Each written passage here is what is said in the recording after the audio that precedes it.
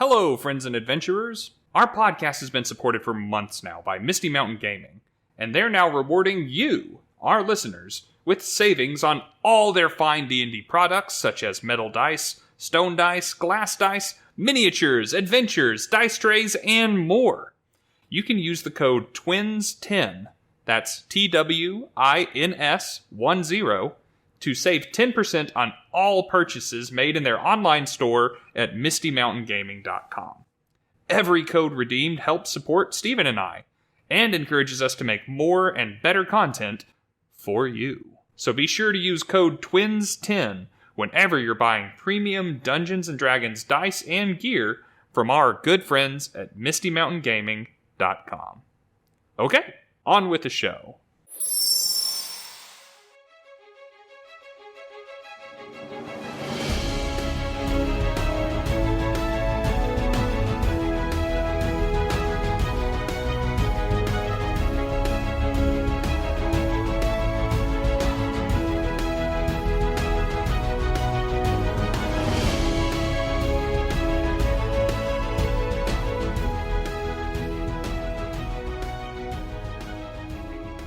Welcome back, listeners, DMs, friends, and fellow adventurers to another episode of Bardic Twinspiration, a topical D&D podcast where my brother and I discuss all things D&D. Today, we are going to be finishing up our discussion of the races that have been presented to us in the playtest material that has been released so far for One D&D, the next edition that is coming out for the game that we all know and love. As always, my name is Steven, and I am joined by my brother, the D&D wannabe. Hey, it's me. My name is Rob, and I am excited to talk about some new content for the species for One D&D. It's been pretty samey up to this point. There's been some stuff that's worth talking about, but today we're going to be talking about a brand new race for One D&D, as well as a substantially changed one that was not available at the beginning of 5th edition's tenure. In part 1 of this series, we covered a lot of very familiar ground. Humans, elves, dwarves, halflings, and gnomes. While, as Rob said, there were some distinctions, they all felt very recognizable to their 5th edition incarnations. But with the 5 races we have for you today, that may not hold true. So Rob, let's not waste any time. Let's jump right in and you can tell me what has changed about the orc race. So, the orc did not really come along until Monsters of the Multiverse. It's one of the newer races to 5th edition by comparison to the ones that we've been talking about lately. And perhaps because it was one of the newer releases, nothing has changed. I mean, actually nothing has changed about the orc for One D&D. The particular wording has changed to be updated and consistent with the new nomenclature, but it's the same. This is the orc from 5e. All of that hype about talking about new things today, and here we have something that is not new at all. It's exactly the same. If you like the 5th edition orc, you'll love this. If you didn't like the 5th edition orc, you will not love this. I liked the 5th edition half orc a little better than the orc, so I'm a little sorry to see this here and not the other, or at least a little more crossover between what those two races in 5e had to offer. But it's here. I guess I'm happy that it's here. For those of you who are unfamiliar with the 5th edition orc who haven't had a chance to look up Monsters of the Multiverse yet, but still want to know what your options will be in One D&D, the orc is a 6 to 7 foot tall medium humanoid with a walking speed of 30 feet, as everything is. Apparently that walking speed is just standard in One D&D now. They live on average to be about 80 years old and have a couple of racial features as well. I guess, are they still racial features if we call it a species now? I digress. Special traits, I think, is the way the first One D&D drop termed it. There we go. Special traits. First up, we have dark vision. It works exactly the way that it does for all the other races and extends just as far to a maximum of 60 feet. Their powerful build makes a comeback. They are considered to be larger than they physically are when determining their carrying capacity for pushing, dragging, or lifting.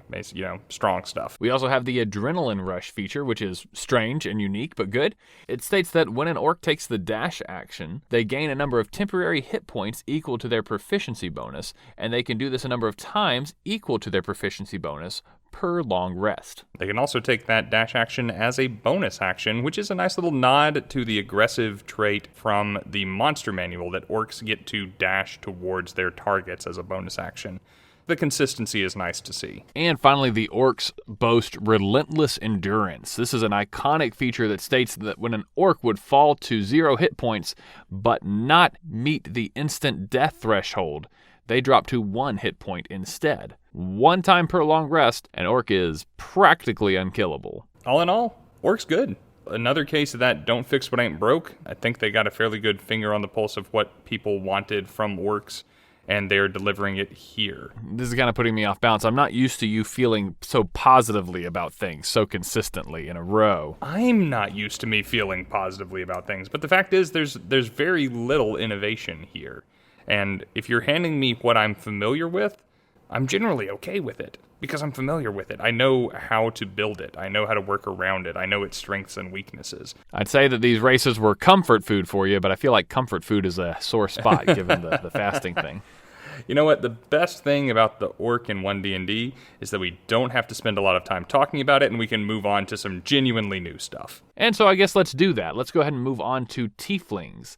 Tieflings, as we all know, are the race with the infernal legacy. And in One D&D, that is still true, although it's that with extra steps. First off, they're humanoid, as all these races are. They have 30-foot movement speed, as all of them do. They have an average lifespan of about 30 years. And here, Rob, here it shows up again. Just like with humans, a tiefling can be either a small or medium creature. This is the first one we've seen since human that has had that option. So the question is, why? Why? Why do tieflings get the option to be small or medium, but elves and dwarves don't? Was there a long line of players dying to play 3-foot-tall tieflings? I don't know. So you want to be an imp or something, I guess? But when you say that a dwarf has to be a medium creature, a dwarf, but a human and a tiefling can be small. A weird place to draw the line. I know, yeah, it is. I think they should all be okay to be small creatures. Like, why some and not others? Either pick it for all of them, or leave it open for all of them. It doesn't matter. It doesn't matter. Pick a lane, wizards. Pick a lane. Okay, yeah, I know we beat that horse to death in the first episode, but I mean, just here, we have to talk about it when it shows up because it's so odd that it shows up again. It's a fresh wound, yeah. It should just be there. Anyway, we move on. Hey, guess what, Rob? It's another species with dark vision. Yep. Boy, there sure are a lot of those. Nothing new to see here, not even in the dark. The majority of these species presented for 1D&D have dark vision. The same was true in 5e. Being able to see in the dark, conceptually, to me, makes you special, right? Like, that's a thing you have, that's a talent you've got. But statistically speaking, percentage-wise, you're going to have dark vision, and not having dark vision makes you the anomaly. It makes you the liability in the party. It almost feels like they should state, when making your race, you're going to have a base walking speed of 30 feet, and you're going to have dark vision. And you know what? Instead of telling you when you have dark vision, we'll just tell you when you don't. It's almost easier to list the omissions, the oversights, because it's more the rule than the exception. I mean, it literally is. It literally is. All right, but we digress. We digress a lot. Dark vision, it's something that tieflings have had. It's something that you want a tiefling to have. Let's skip over Fiendish Legacy for a second. I'm sure you can tell what's coming if you listen to our first episode with the Elves. But Otherworldly Presence is a free cantrip. All tieflings know how to cast Thaumaturgy. No swapping out. You can cast it with different ability scores, but there's no attack rolls or saving throws, so it doesn't matter. It doesn't at all. It's weird that they even mention it. But Thaumaturgy is one of the variants of Prestidigitation. This is Prestidigitation for clerics and paladins, so it's nice to have. Yeah, it's the Divine Spell List utility knife spell. And any spell I get for free is a boon in my book. Now, neither of these are ones to write home about. Fiendish Legacy is what will make or break tieflings. At the top of our tiefling discussion, I mentioned that they were the infernal race, and that while that was true, there were extra steps. Here we come to the extra steps. In D&D, infernal specifically refers to the extra-dimensional hells, which is historically, as far as D&D is concerned, where tieflings are from. Now, they have the ability to hail from other planes. The hells being, of course, the lawful evil planes, but there are also chaotic evil planes and neutral evil planes, like the abyss. And you can be an abyssal tiefling now, as well as a chthonic tiefling. And depending on which of those choices you make, you are going to have some options available to you that are unique to that specific legacy. It's basically lineages for any of the other species, just redefined here, rebranded as your fiendish legacy. Each legacy is going to follow the same formula. Whichever one you choose, you are going to have a new cantrip, a new first level spell when you reach 3rd level, a new 2nd level spell when you reach 5th level, and you're going to gain innate resistance to a particular type of damage. Now, while tieflings don't get as many bonuses as the elves do, I like these spells better. And I like getting a free damage resistance to carry with me from 1st level all the way through the game. Yeah, damage resistances are some of the rarer things to get. In fact, there's only a couple of species, races in 5th edition, that get innate damage resistance. And tieflings were one of them, and they were resistant to fire damage. Now you have an option to change that, to gain resistance to another type, something that is even harder to access, even more unique than it was before. So as a quick overview of those options, if you choose to be an abyssal legacy tiefling, you're going to have the poison spray cantrip, and you're going to have resistance to poison damage. Those are things you get immediately upon creation at 1st level. When you get to 3rd level, you'll gain the Ray of Sickness spell, and at 5th level, you'll gain access to Hold Person. Those are some pretty strong choices. Now, admittedly, the poison spray cantrip is fairly underwhelming, but if you can get to 3rd or 5th level, that really starts to balance out. I like this from a theme standpoint. The abyssal planes are where demons are from, creatures of chaotic evil and raw energy, wrath, and anger. Poison is pretty commonly associated with them, as is debilitating their prey, weakening them before they close in for the kill. So being resistant to a common type of damage in the abyss, being able to utilize a common type of damage in the abyss, and at 5th level, being able to paralyze your opponent, incapacitate them before you move in for a guaranteed crit. This is some good theming, not to mention good mechanics. And the mechanics certainly do have a lot to appreciate. In fact, of the 3 choices, I would argue that potentially the Abyssal is the strongest. It's certainly my favorite out of the options, at least from a very general sense. Just because you get Hold Person, you like that It's because I get Hold Person. It comes up a lot. Maybe that's because I tend to get into fights with other humanoids in my games. A lot of bad city encounters and things. But I do like the Infernal Legacy as well, because they get resistance to fire damage, and that's going to come up a lot. And they get the Fire Bolt cantrip, which maybe we didn't fall in the same place on that one, but it's still one of my favorites, even if I do have to admit that there are some stronger options out there. Infernal Tieflings will also get Hellish Rebuke and the Darkness spell as they get their 3rd and 5th level ups. And depending on your build, access to the Darkness spell can be very strong. So maybe not as universally applicable as the Abyssal spells, but in the right hands, it can be even stronger.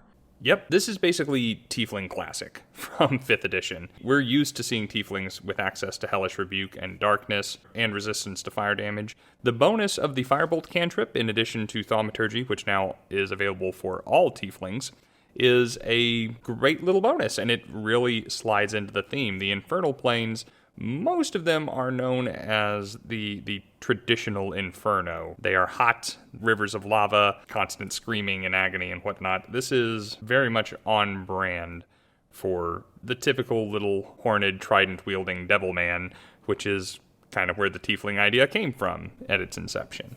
Finally, we have the Chthonic Tiefling.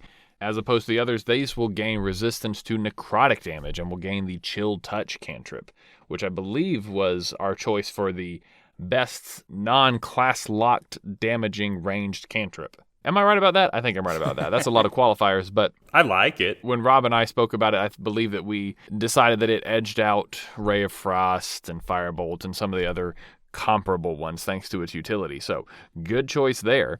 And then as they level up, they will gain access to the False Life spell, which will provide them with some temporary hit points on demand, and of course, Ray of Enfeeblement at 5th level. So the Chthonic Legacy is all about life energy, and they're coming from neutral evil planes. So resistance to life-bending, deadly magic makes good sense for them, and they wield it with the Chill Touch cantrip. False Life gives them a little bit of a buffer against death, a source of temporary vitality. And Ray of Enfeeblement saps the strength of their opponents. I like the theme, but I don't like the Ray of Enfeeblement spell. It doesn't stack up to Darkness or Hold Person in my mind. It doesn't even deal any damage for a second level spell, something you're looking forward to getting at 5th level. It just makes your opponent deal half damage if they're using strength as their ability score modifier when they're making their attacks. Against certain enemies, it's a big deal. If you're fighting fire giants, this is great. If you're fighting something else, it's worthless, and you're going to be sad that you have it. So Chthonic Tieflings get a harder to access damage resistance, a slightly better and more damaging cantrip with a little bit of utility, and they get all of that at level 1, but at 5th level they start to even out a little bit with the other ones, it sounds like. I will note that just like with elves and gnomes and all of those other species that get spellcasting as one of their special traits, all of these spells can be cast once per long rest for absolutely free. And all of these spells are added to your spell list if you are a spellcaster. Similarly, for these spells tied to your heritage, you can pick the spellcasting ability for them. It doesn't matter if you're a wizard or a sorcerer or a warlock or a druid. As a tiefling, you can use your most effective ability score when you're casting these spells. These spells actually have 2-hit modifiers. These spells actually have saving throws. Now it matters. And again, I really like the way that they're handling this. They're giving you access to new spells. They're giving you a couple of free uses. Even if you don't have options about what spells you're going to select, the fact that they are giving them to you and they're giving them to you for free, not just the ability to know the spell, but also to cast it without any sort of restrictions, is appreciated. So, tieflings in One D&D. I don't know that you have played a tiefling in 5e, but looking at One D&D, do you feel more or less excited to play one? I feel like I've seen memes online. I can't think of the name of this comic strip that I followed once upon a time, where a party of all tieflings made fun of the one human fighter that came into it for being too basic. I've always felt like tieflings were just such a gosh darn popular choice just because everyone felt like they were edgy and cool. So I kind of categorically have avoided playing any tieflings. I will take my Aasimar. Thank you. Wasn't your first character an elf? Yeah, it was an elf. You know, oddly enough, in the circles that I run with, I don't see a lot of elves being played. Yeah, weird, right? 5th edition is completely oversaturated with races at the moment, and most of them I think are pretty stupid. I have less than zero interest in playing them, and I don't like trying to justify them being in my worlds half the time.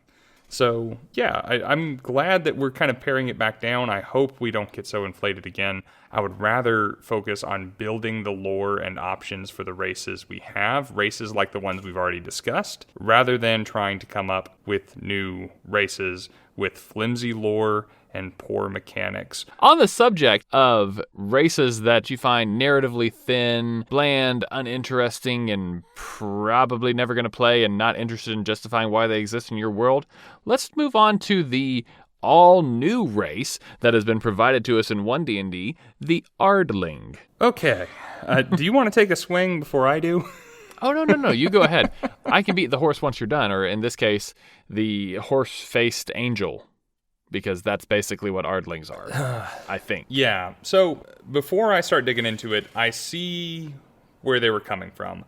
I love that D&D has its roots in real-world religions and mythology, even though that can get a bit sticky at times. There's a lot of precedent in our own history of divine beings with the faces of beasts. Look no further than ancient Egypt, right? Right. Sobek, Anubis, Ra, Horus. So much precedent for this. Whoa, now, we can't talk about Horus. This is a family show. Anyway, I see what they were trying to do. I'm glad that they were trying to incorporate this. I think this probably belongs in the monster manual, not in a new version of the player's handbook. We already have a divine race. We have the Aasimar, and they are divine, angelic, humanoid beings. And I love them, and don't step on their turf, okay? I mean, they're good, and they occupied a space that was formerly vacant. And all of the races that we've talked about so far here have been wholly unique, right? And even though 5th edition came out with a bunch of different versions of animal people that felt kind of redundant just because they were still animal people, just a different animal, all the races we've talked about in these 2 episodes occupy a space in virtually every world. To include the things that exist in D&D from the monster manual point, from the world building point, these kinds of things should be around. And Ardlings just don't quite have that spot, and they're kind of playing in the Asimar's turf, which I'm, by the way, very sad was not included yet. I hope it makes it into whatever the next version of the Player's Handbook that we get will be by the end of things. Me too. If you told me that we had a celestial-blooded player character race whose name started with an A included in this material, I would have been very, very excited. Yeah, because basically, if you told me that I could include 10, 11, 12 races from 5th edition to become species in 1D&D, Aasimar would not have waited long to be on that list. It is a priority for me in world building because I plan to have devils, and I plan to have demons, and I plan to have angels, to have humanoid versions of them, because there's so much role-play opportunity there. But not so much for the Ardlings. Well, hey, Rob, you got dogs in your setting, don't you? Edward? Well, now finally we have dog people, which is weird because I feel like out of all of the different anthropomorphic races that they have made in D&D so far, what with birds and owls and crows and cats. Yeah, 2 different kinds of birds, 2 different kinds of cats. Hippopotamus, elephant. Yes, hippopotamuses, good grief. That dog was strangely absent from that list, and I guess the only redeeming feature of this of this race is that you can now be a dog-headed person. All right, for those of you who are extremely confused by our conversation thus far, I guess we should explain ourselves. The Ardling is a celestial creature from the extraplanar plane? Yeah, the extraplanar plane, known as the Beastlands, and they are basically anthropomorphic animals, or possibly just humanoids with the heads of animals, again, a la ancient Egypt. Their creature type is humanoid, they have a walking speed of 30 feet, and they live a very long time, on average about 200 years. This is another race, Rob, that can be medium or small, and I'm going to do my best just to leave it there. Where elves and gnomes may choose their lineage, and tieflings choose their legacy, Ardlings choose their ancestry. Wouldn't it be nice if they just made that term uniform? Like, there's no reason it has to be different. No, there's not. That's why I was in favor of subtype. And if anyone at Wizards of the Coast actually reads my survey, which I'm inclined to believe that they do based on their videos. Based on the fact that this is the second version of the Ardling. True. Then they will see that I did prefer the subtype. I know it's clinical, but if you have a creature type, you then have a creature subtype. It just makes sense. The animal ancestry is going to dictate a lot of things about your character, possibly most importantly, what shape your head is. Yeah, and with that is the most important thing about your character's race. To be fair to the designers of Wizards of the Coast and the Ardlings that may or may not exist out there, if anyone actually did decide to playtest them, I don't hate what they have designed mechanically, at least not in this newer iteration.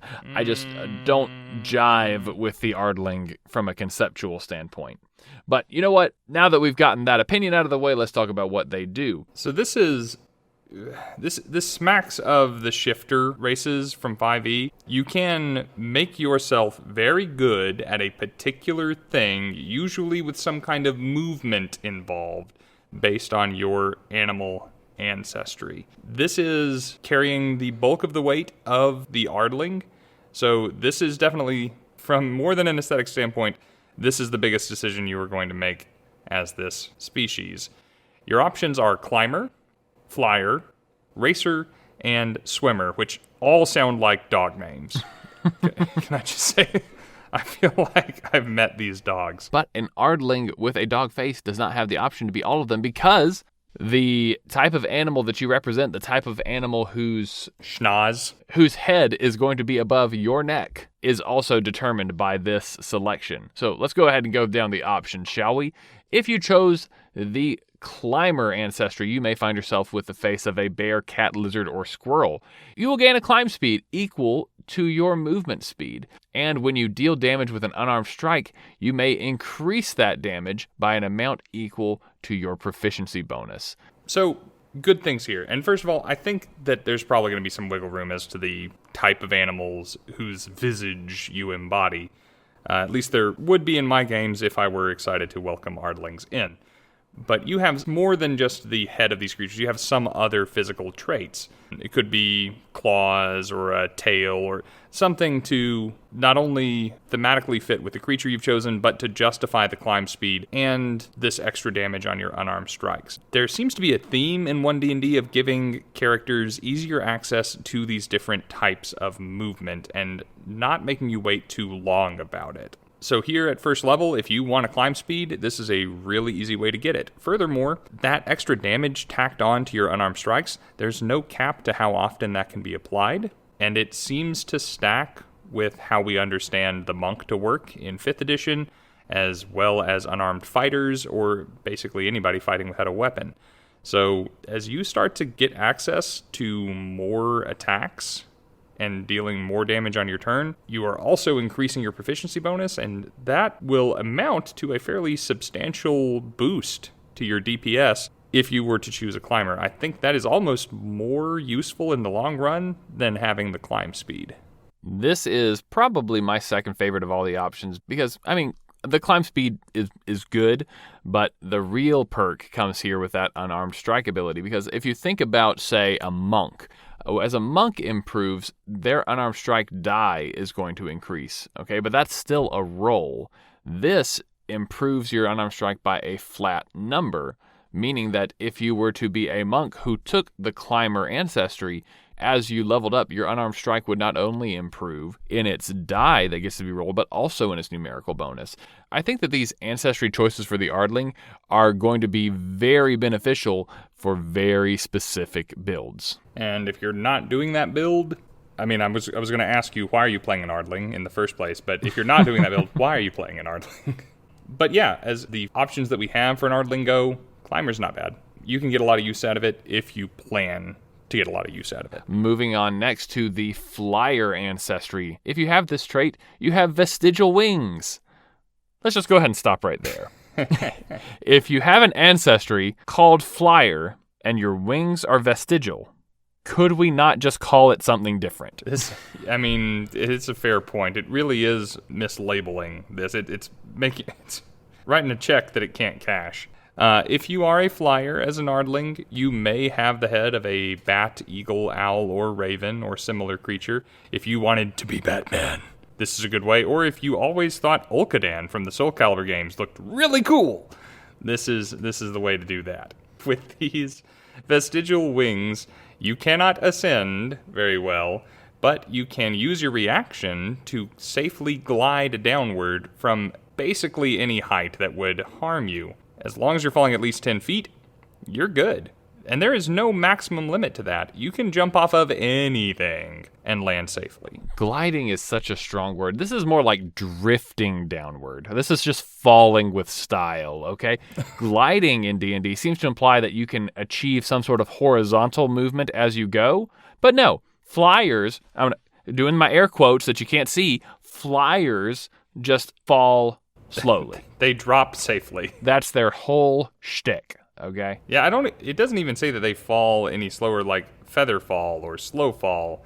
You just drop like a rock, but you're okay at the end. I'm not sure how often this is going to come up in a D&D campaign, and I'm not sure how often you can arrange it, because you have no means necessarily of ascending again once you have left whatever scenario you left by falling. But, it could come up. I've taken a lot of falling damage in my day, and the poorly named Flyer Ardling won't have to worry about that. Yeah, this is the one that they made for Marisha Ray, just to make sure that she didn't have to go through all that again. You can jump off of cliffs, you can jump off of skyships, you can jump off the back of a dragon. It doesn't matter the height, you will be safe when you hit the ground. And that's really the main perk for doing this. It does have a secondary thing that you can do here. You may remember that the ability to jump is now an action in 1D&D. And flyers may now flap their vestigial wings to gain an advantage on that jump action ability check. You're just not letting that word vestigial go, are you? No, I'm not. Which does directly increase the distance that you're able to jump, because the distance in feet that you're able to jump is now equal to the roll that you make on that check. So that's good, he said, somewhat reluctantly. That it's fine. It's better than not having advantage. It doesn't really hold much of a candle to some of these other abilities that you can get as an Ardling. So I don't know if it's something to really get excited about. I think if you had to be excited about one of these two things, it would probably be the falling deal. Which, it's kind of weird that the first option, the Climber Ardling, fits so well for a monk, and then the Flyer Ardling is just so redundant for a monk, don't you think? Yeah. I don't know what build benefits from this. Is the thing. Like, clearly the Climber, I know what's going to make use of that. I don't know what class, what build is looking forward to being a flyer. It's not a build, it's just reckless stupidity. Reckless stupidity needs a flyer. Can I point out, and this is completely trivial, but it's bothering me, most other races that get access to some kind of limited flight, their wings go away. Yeah. Right? Like the Aasimar, when they turn their flight on, they get some spectral wings, they can fly, and they can actually fly, and when the flying is done, they vanish. Yeah, magical wings of light. Yep. And Aarakocra has wings. Real wings that work and allow them to fly. They can fly with them. This poor punk has to walk around permanently being seen by all creation as having wings on its back that it can't really use. This is a penguin it's a penguin, it's a chicken, it's an emu, it's an ostrich. It's the ostrich of player character races. But they give it the face of an eagle, an owl, a raven, or a bat. This is not good. I don't like this one. All of them are better than this. They're not very good, but all of them are better than this. I think that sound says it best. All right. Next up, we have the Racer ancestry, and as you might expect, it means that you get to go faster than people who aren't racers. You can be Sonic the Hedgehog, except you can't because you can't be a hedgehog and be an Ardling at the same time. However, what you can be is a deer, dog, horse, or Triceratops? You know, when I think of creatures that currently or have ever existed on the planet Earth that are fast, I don't know that once has the Triceratops come up in that conversation that I have in my own head. Even among dinosaurs specifically, if you were just trying to find a spot to throw a dinosaur onto this list, Triceratops is not the fast one. We got raptors, man. Velociraptors. Velasa is in the name. I had to mention this in the survey. I just why is Triceratops here? This is a fine thing, and I get that you're trying to give them 4 options for all the different things. Can we just go ahead and say cheetah or something, you know? Right? That would obvious oversight. I'm just making a mental list of all of the animals that I would have accepted before Triceratops. Okay. Just so we don't stay on this forever, because I think I could.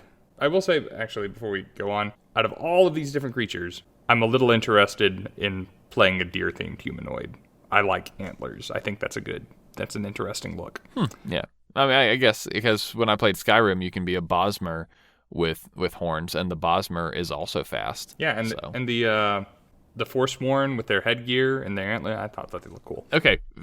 Interesting design choice aside, yes. As a racer Ardling, when you dash, you get extra speed, and that speed equals 10 times your proficiency bonus. At a start, that's going to be an extra 20 feet of movement speed. That is going to be 50 for an Ardling. As you level up, the proficiency bonus will eventually hit a level 6. That'll be an additional 60 feet of movement speed. That is as high as it will go. That's a pretty good range. If you are going to be dashing a lot, which, in all fairness, and this was a note that I made. I'm always dashing. This was a note that I made. I only dash when I have to. I'm never looking for the opportunity to dash. That is not the point of my turn. That's not the thing I'm excited to do. I'm usually dashing to get somewhere to do something. And I would rather get a bonus to the thing that I'm trying to do, not to the trying to get there. But when you do need to use the dash action, this is an unlimited resource. You can do it as often as you like, as long as you are taking the dash action, and you will be speedy forever. Yeah, that increase that you get when you take the dash action is just huge. You know, let's just pretend that there was a race out there that had a base walking speed of 30 feet, just for the sake of argument. At level 1, they could dash to gain an additional 50 feet of movement speed. And as they level up, that can increase to an additional 90 feet of movement speed. There are situations where moving just a ton can be incredibly useful. Like if you take that new spell from Fizban's, I think it's like a Chardalon Stride or something like that says anyone that you run past takes fire damage. If you can run more, you can damage more things, and then it actually ends up being crazy good.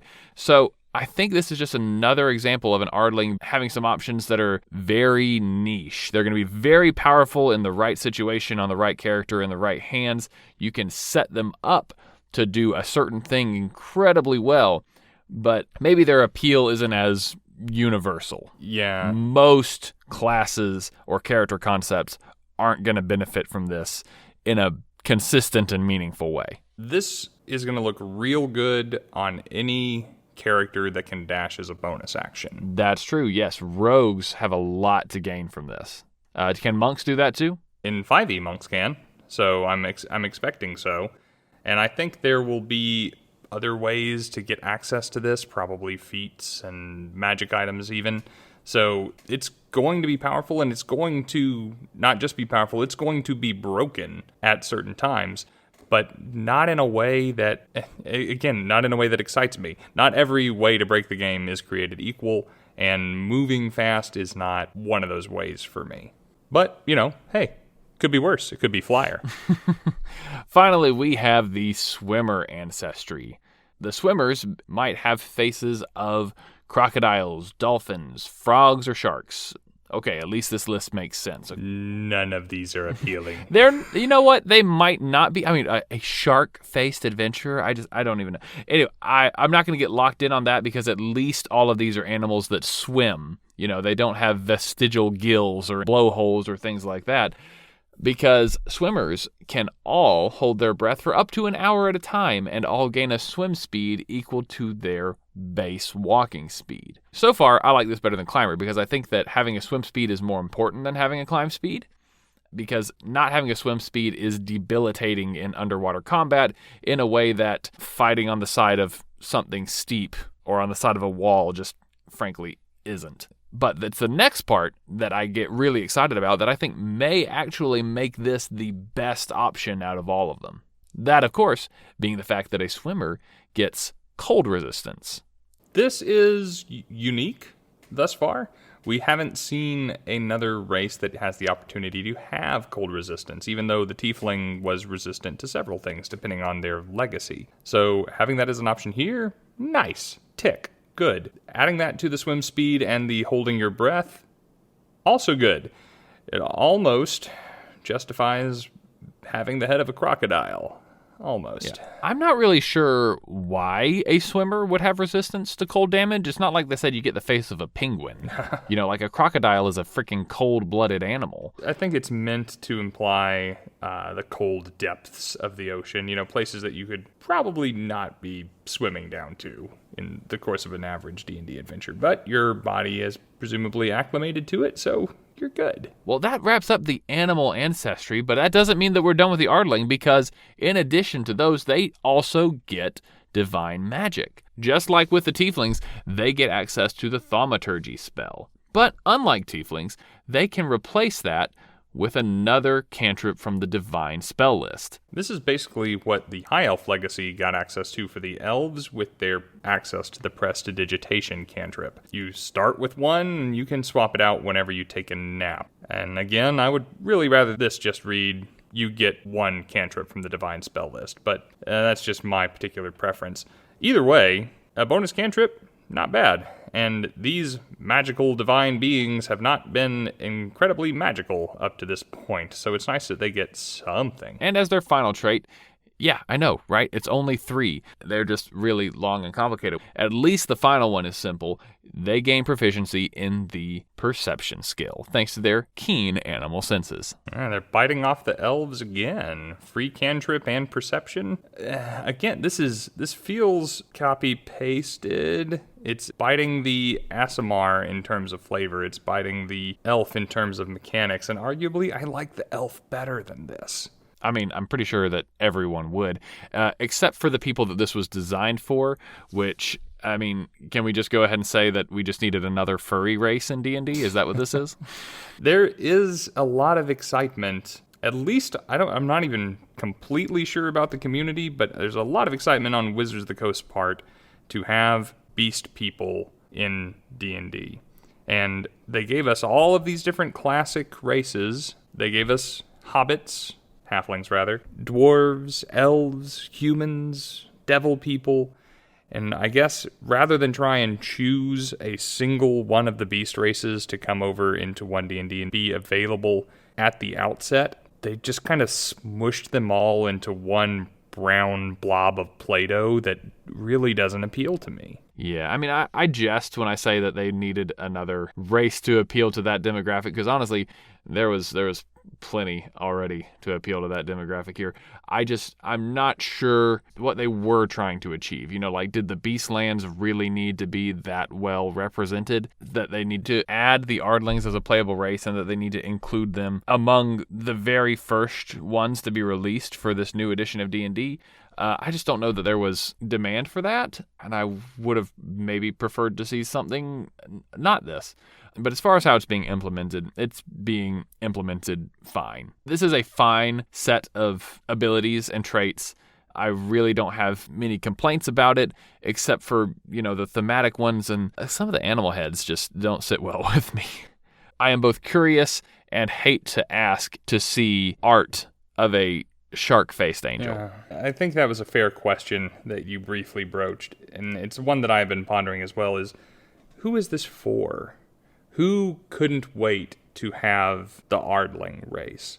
We overlooked better races with deeper lore, with more unique mechanics, and much more exciting flavors and themes to have this Ardling here, not once, but twice in the D&D playtest content. I feel like we didn't need to fix the Ardling. We needed to junk the Ardling and bring in the Aasimar or bring in the Tabaxi. If we really wanted one of the bestial characters from 5e to come in, the Tabaxi was a home run, man. No notes on that thing. So, I don't know. Maybe I will warm to this over time. I tend to cool my jets on many things that I dislike after we record these episodes. But this is the first one that I just don't like. Let's just go ahead and move on from the Ardling to something that we are more excited to talk about, a race that deserves to be included in the initial release of 1D&D, and quite frankly, desperately needed a rework from the original one we were presented with in that first Unearthed Arcana. We come finally to Dragonborn. Dragonborn! There is one they fear. No, just kidding. Anyway, the Dragonborn was the very first race that I played in 5th edition. They were not only the first character that you played, they were the first race presented in the D&D Player's Handbook. They were the first thing people saw when they opened up these books to learn how to play the game. If they weren't iconic before, they're iconic now. There is a lot to love here, and also a lot of missed opportunities, and there was also a lot of consulting charts because things weren't very consistent as far as how the different draconic ancestries were covered. And they have been written and rewritten and modified, and so many different subtypes of this race have been presented over the years as Wizards of the Coast has tried to get them right. Honestly, in terms of balance, I think this is as close as they've come. I think they eventually overcompensated in 5e, and I think they pulled it back into a good place. Let's take a look at how they address those issues and what we now have at this stage of their development process. Dragonborn are medium, humanoid creatures with the obligatory walking speed of 30 feet and an average lifespan of 80 years, just like humans. Dragonborn's most defining feature is their draconic ancestry. Depending on which setting you're playing in, the Dragonborn race was either the progeny of dragons or a creation of theirs. They're either literally or figuratively molded by the dragons who came before them. As such, they're going to share a lot of things in common with the dragons who sired them. They are quite literally made in their image one way or another. So your Dragonborn's draconic ancestor is going to not only determine the color of their scales, but also the type of damage that they are resistant to and the type of damage that their breath weapon, yes, breath weapon is still here and quite new and improved, is going to deal. And we have limited it back to the classic options, chromatic and metallic dragons. In my opinion, the only ones we ever needed. So, Dragonborn that are descended from a silver or white dragon will be associated with cold damage. Those who are associated with fire damage will likely be descended from brass, gold, or red dragons. Blue and bronze Dragonborn will both be associated with lightning, just like black and copper Dragonborn will be associated with acid, and green dragons are unique in that they and their Dragonborn descendants will be associated with poison damage.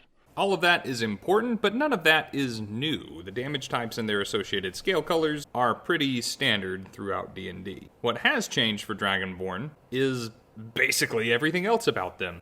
First of all, formerly, the shape of the breath weapon, as well as the elemental damage type, was determined by your heritage. Now, you have options. You can situationally shape your breath weapon into either a cone or a line, depending on the situation that you're in and the targets you're trying to hit. Options. That in and of itself is a big positive change. I really like having options whenever they're presented with me. And the lines are kind of hard to use when they come up. So most of the time you're going to be wanting to use that cone and being pigeonholed in 5th edition to exclusively being able to make use of that line. It didn't feel very good. But man, when you can take advantage of it, now that it's an option instead of a mandatory shape for your breath weapon, that's going to be really fun. I'm actually pretty excited about the line. I spend a lot of my time playing D&D in dungeons, in corridors, and hallways. So the fact that I can spit something in a narrow passage twice as far will hit a lot more people in a lot of the situations I've been in. And how will you affect people with your breath weapon, Rob? That's the next point on our list, because in 5th edition, it was more or less 50-50 between forcing your enemy to make a dexterity saving throw and a constitution saving throw. In 1D&D, that has been standardized to a dexterity saving throw every time. Less charts to consult feels pretty good. But even with these two, I would argue, out-and-out improvements, that is still not the most significant or exciting change about the Dragonborn's breath weapon, because in 5th edition it would take your action to spit hot fire, to execute your breath weapon and hit an area in front of you. This was damning when you were playing classes that were well suited to the Dragonborn, who were strong and charismatic, like a paladin who gets multiple attacks per turn and who can smite on those attacks. Using this breath weapon was not advantageous from a damage standpoint. Once you hit 5th level and got 2 attacks, it was quickly eclipsed. And so you didn't see a lot of Dragonborns using this racial feature as you went into higher levels. But now, how the turns have tabled. It feels like the designers of 1D&D were really compensating for something, because they drastically improved how it's implemented. Now, instead of taking an action on your turn to use it, it now simply replaces an attack when you take the attack action. While for some builds, that's effectively the same as saying you get to do this as an action, for many classes in the game who get the extra attack feature, this now means that you can make a weapon attack and use your breath weapon on the same turn. Hallelujah! But it doesn't end there. They have increased the damage of the breath weapon. Sure, it only starts at 1d10 at level 1, but as you level, it's going to scale as though it were a cantrip. At 5th level, it becomes 2d10, 11th level 3d10, and 17th level 4d10. It scales just like a cantrip, adding an additional damage die when you reach these level thresholds. And don't forget, this is in an area. This isn't increasing like Booming Blade or Firebolt, which is only ever going to affect a single target. You're hitting everyone within a 15-foot cone or a 30-foot line with this. But wait, there's more! There's still more! In 5th edition, a Dragonborn could only use their breath weapon once per short rest. That means once per encounter. Period. Finito. Done. And no mas. Now, it is tied to your proficiency bonus, as so many things are in 1D&D. You don't restore your uses until you finish a long rest, so there is a different reset condition, but it gives you the opportunity to use this multiple times in the single combat while targets are still in relatively similar situations and really pump out damage. So, to recap, you are using this in tandem with your normal attacks. If you get multiple, you get multiple. You can use this multiple times in the same encounter. You can shape it to the particular situation that you are in, and it hurts more on average. I think Breath Weapon is better. Yeah, it's pretty good. It's pretty good. It'll do. But in all seriousness, I think that this is the Breath Weapon that we deserved in 5th edition and didn't get. Yeah, this was an obvious choice. I don't know how we didn't see this coming. I don't know how we didn't fix exactly this sooner. It feels like a facepalm moment, you know? Yeah, I like the consistency of having it always affect the same saving throw. I like the versatility that is offered by allowing it to be reshaped, and I like the power that comes from the increasing damage die and the better action economy of using it. There's absolutely no complaints. They hit a home run with this one. And this is possibly the first race in One D&D that I am genuinely excited to play over its 5th edition counterpart. Now, we have already talked about the damage resistances that come from your Draconic ancestry, and we've talked about, have we already talked about the fact that Dragonborn get Dark Vision? If we didn't, guess what? Dragonborn get Dark Vision. I mean, that's kind of a big deal, though, because this is the first species that was a race in 5th edition that did not have Dark Vision that has been given it. Oh, yeah, it's been a while since I played a Dragonborn. I forgot that they didn't have that originally. Yeah, this is a change. This is the first time we're changing on a biological level, arguably, how one of the species work for the new edition. I think there were kinds of Dragonborn. I haven't looked too closely at Fizban's. I didn't have an exceptionally big interest in that book, and maybe I should have. But I think there were Dragonborn that had Dark Vision, but it was not standard, and it certainly wasn't in the player's handbook. It was not. It looks like the Drakenblood Dragonborn had Dark Vision, as did the Ravenite Dragonborn, which I think were both from Critical Role content. Anyway, next up we have the special trait that I expected to be most excited about for the Dragonborn. And even though the Breath Weapon has shown us such out-and-out improvements, this one might still take the cake for me. The final feature that the Dragonborn are going to get in One D&D is Draconic Flight. Yes, flight. And by flight, I mean flight. Not like when we discussed the Ardlings. I mean the ability to lift oneself aloft upon wings and remain there if you so choose. This is basically ripped right out of the Asimar's playbook, but I'm fine with it. This belongs here. Dragon people need to fly. There's 3 things that you know about the classic dragon. They breathe fire, they fly, and they kidnap princesses. That's like the big 3 from like fairy tales, folklore, everything. So the fact that Dragonborn, the humanoid race inspired by and spawned from one way or another dragons, could not do that has been a hole in their lore and in their mechanics for a while. Yes, it's good. Having flight on a player character really changes the game, but more than Aarakocra, more than Aasimar, more than anyone, I wanted Dragonborn to have this, and here it is. And this is the correct way to implement it, I think, is to give them access to real flight and then just limit its duration and limit its uses to where you're not giving them the blank check that you give to Aarakocra and Owlin. Now, let's talk about how this works. Starting at 5th level, you'll be able to channel the magical energy of your Draconic ancestry to give yourself flight. As a bonus action, you can sprout these spectral wings from your back made of the element with which you are aligned, which, come to think of it, is probably a little weird for those green Dragonborn who have poison wings. And acid wings, yeah.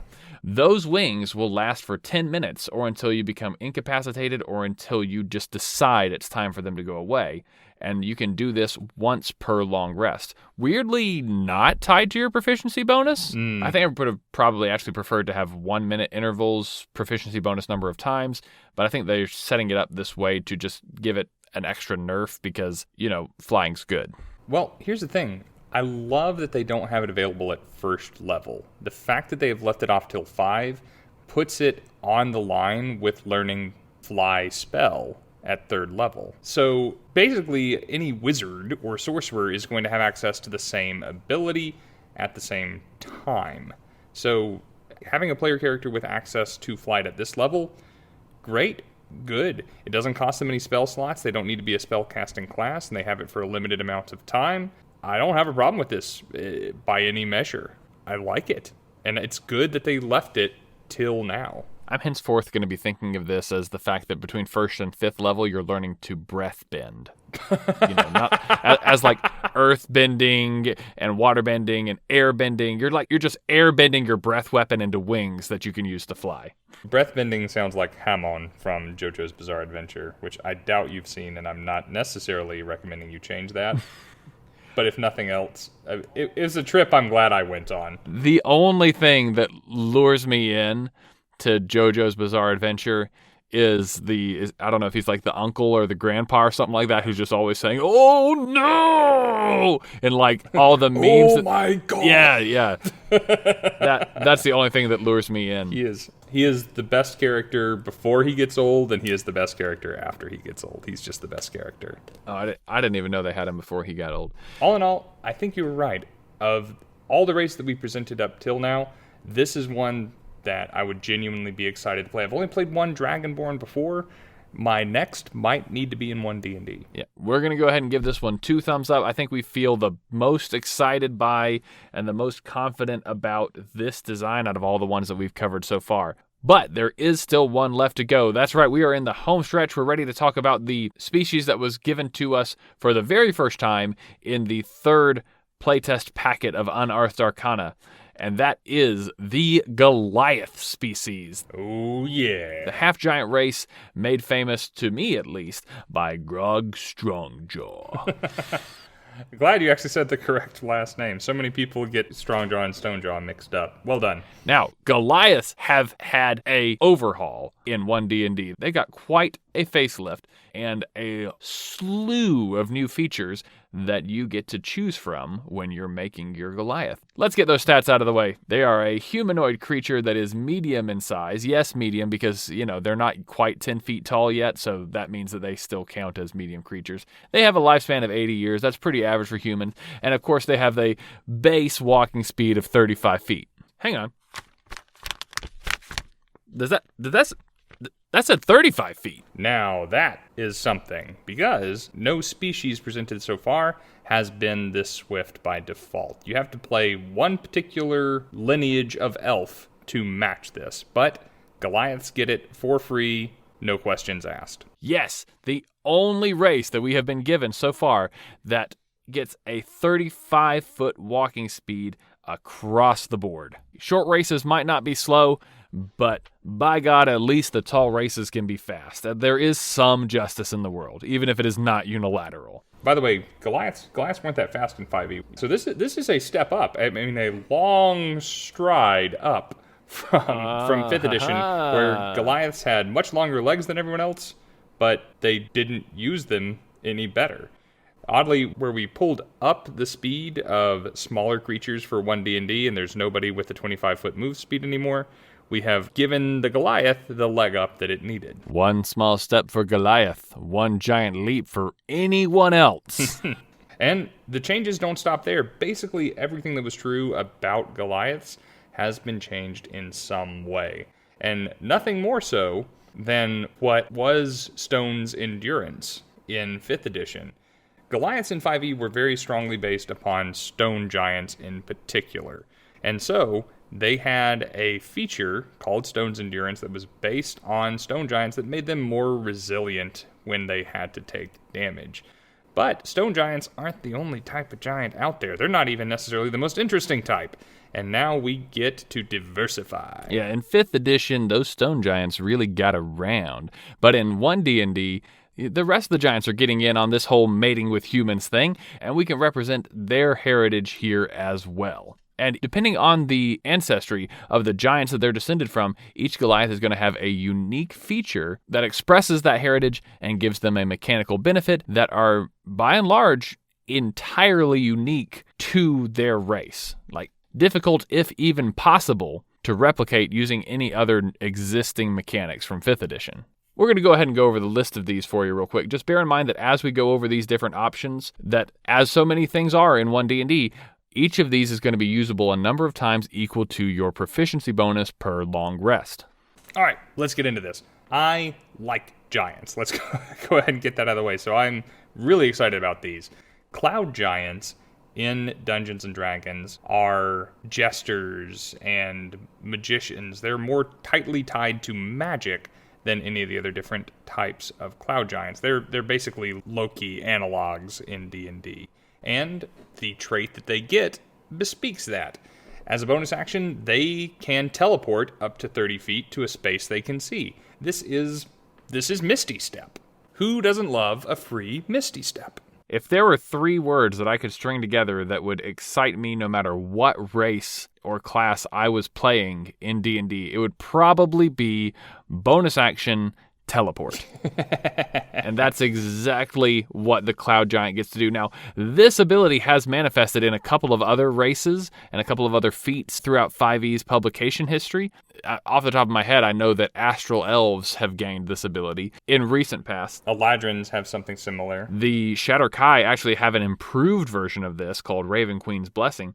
But I'm not going to complain because it's one of my favorite features about each of those races. And so having it once again here with Goliaths, yeah, no complaints. It's a good thing that is maybe a little bit less unique, but in no way less versatile and in no way less useful. Oh yeah, whether you're trying to close the distance to an enemy, whether you're trying to get away from a dangerous situation, or whether you're just trying to traverse a tricky environment, this is always good. There's no level of play where this is not going to be useful, and you're getting it at level 1.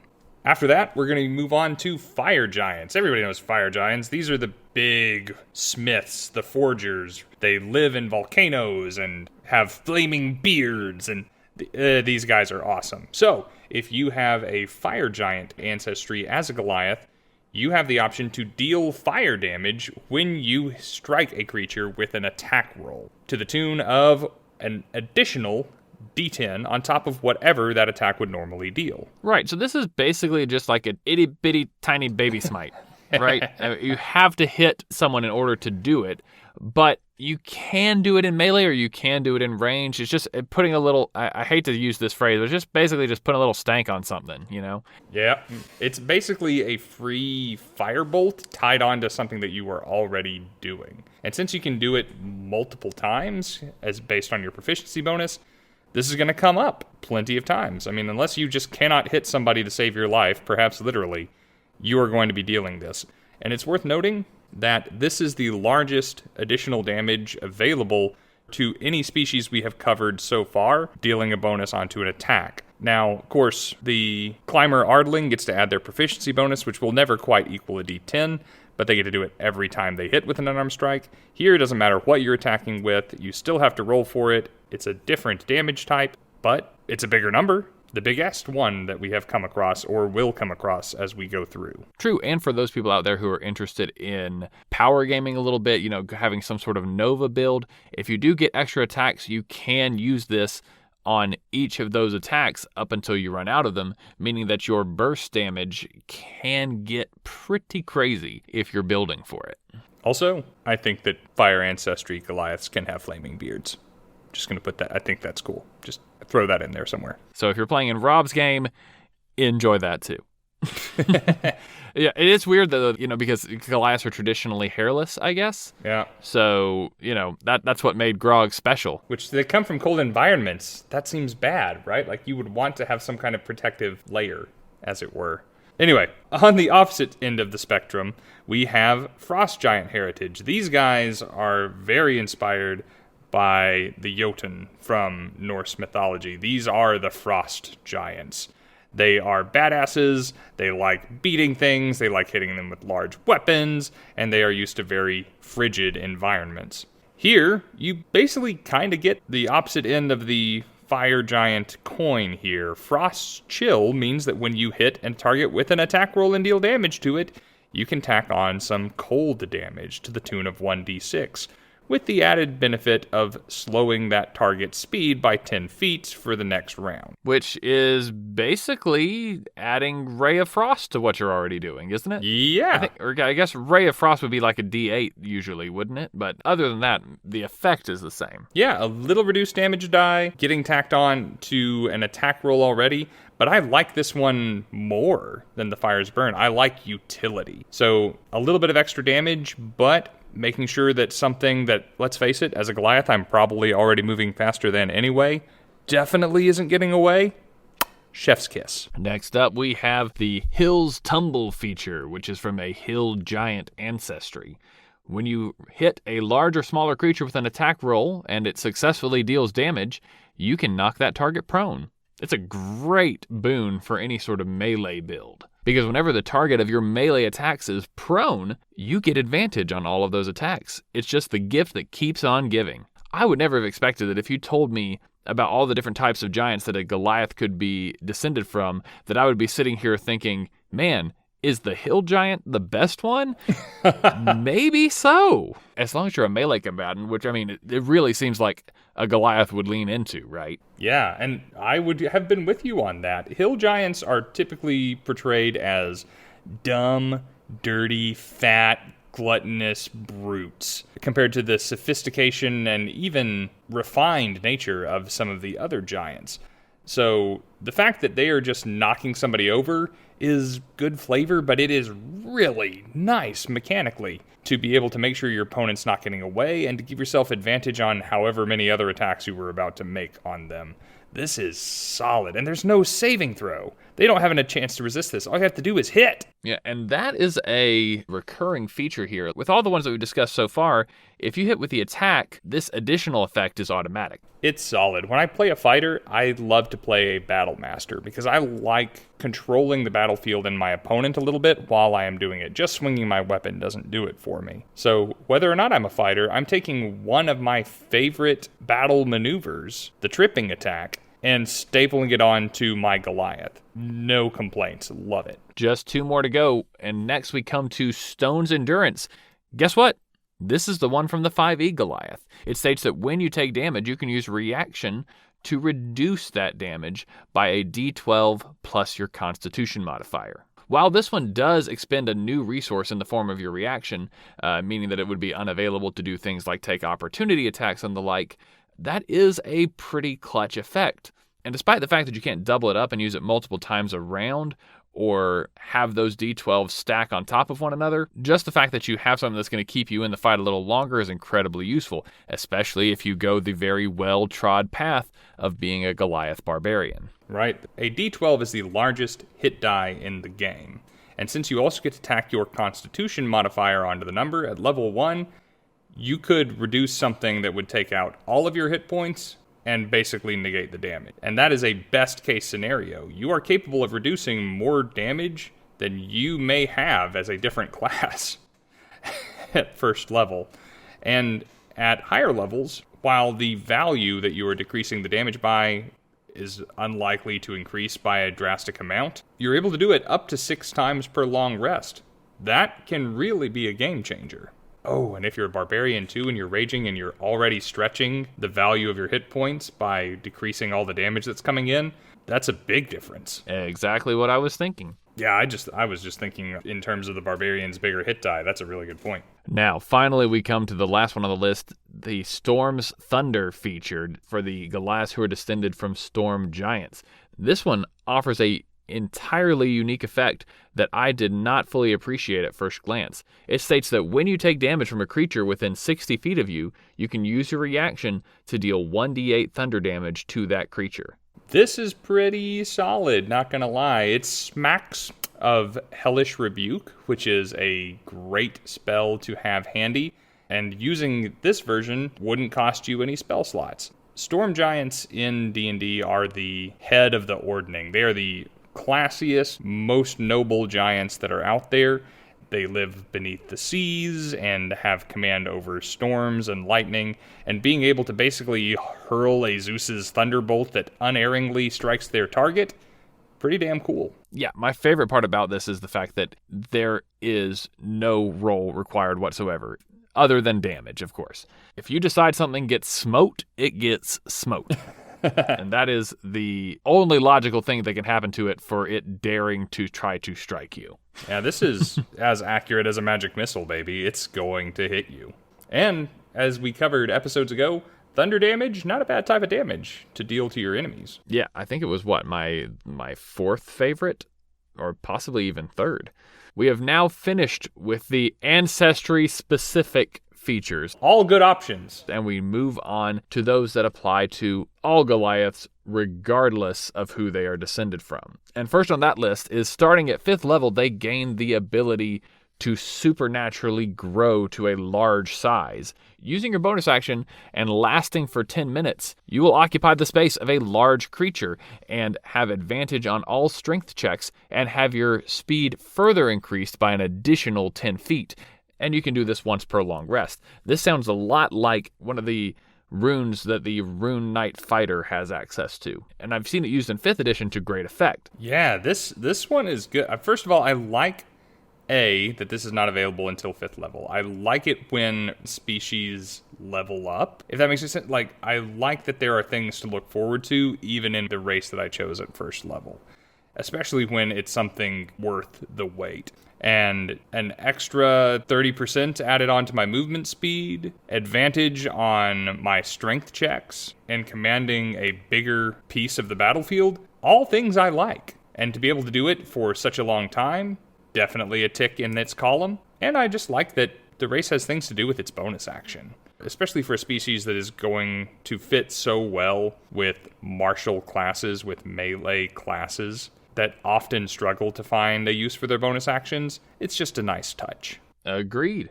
Now, for the last feature we are going to discuss today, the Goliath's powerful build. Goliaths have advantage on any saving throw made to end the grappled condition on themselves, which I don't know if you remember this from when we discussed how grappled condition works in One D&D 6th edition. Now, instead of being a contested check like it was in 5th edition, it is a saving throw made at the end of every turn, meaning that the Goliath will now make that save at advantage at the end of every turn that they are successfully grappled. Aside from that awesome grappling feature, you also count as one size larger when determining your carrying capacity, as well as the amount that you can push, drag, or lift. Okay, so I like the grappled thing.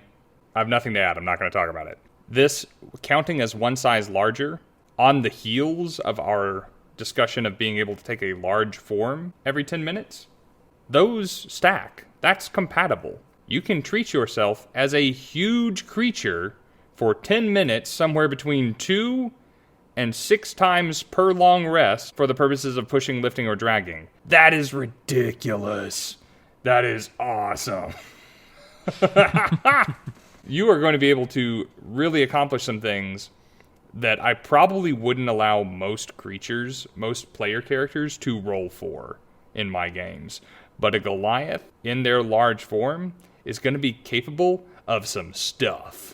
And with that, our discussion regarding the species of the One D&D playtest material has come to a close. Before we toss this out to the audience, Rob, what was your favorite out of all the ones that we've been presented with so far? So, I love my gnomes. I think dwarves are going to be pretty interesting with that tremor sense. But frankly, I think we saved the best for last. Goliaths, with all of their varying options, with all of their provisions for different builds and ideas, and all the opportunities afforded by the large form and the powerful build, as well as just the flavor, and once again, I like giants. And that extended movement speed. All of these things make the Goliath not just an appealing option for One D&D, but a more appealing option than the Goliaths that we have seen before.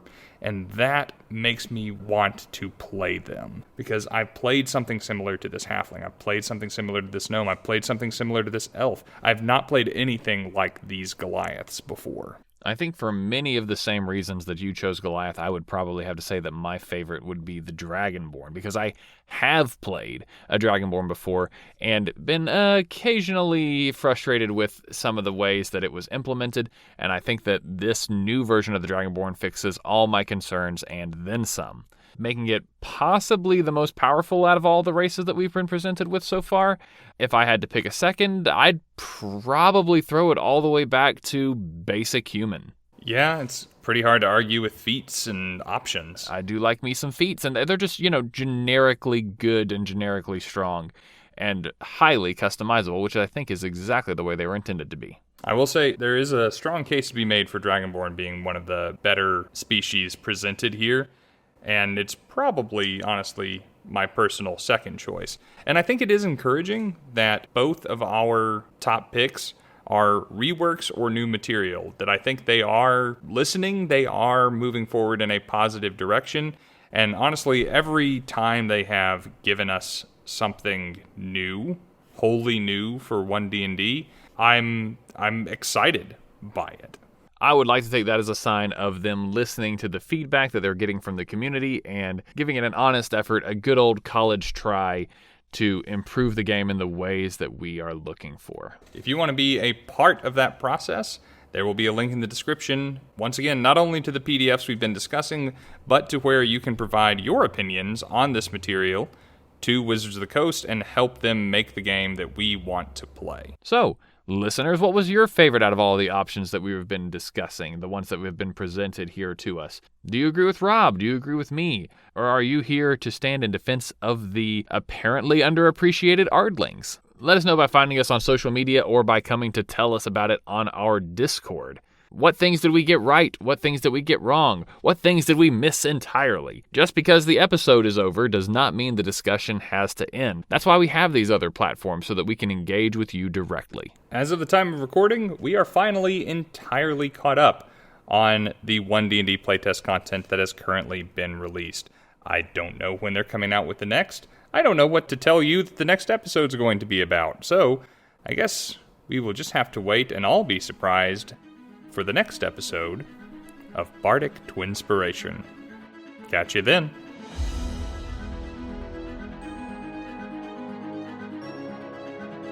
If you enjoyed this episode and wish to hear more like it, please consider supporting us on Patreon or on Anchor.fm. You can also support us by using code TWINS10, that's TWINS10, whenever buying dice or other premium Dungeons & Dragons products from MistyMountainGaming.com. Or just by sharing us with your friends. If you'd like to join the conversation, please join our community Discord, or reach out to us on Facebook, Instagram, or Twitter. Links to all of that below the episode. And hey, in case you don't hear it anywhere else this week, we love you guys. Till next time.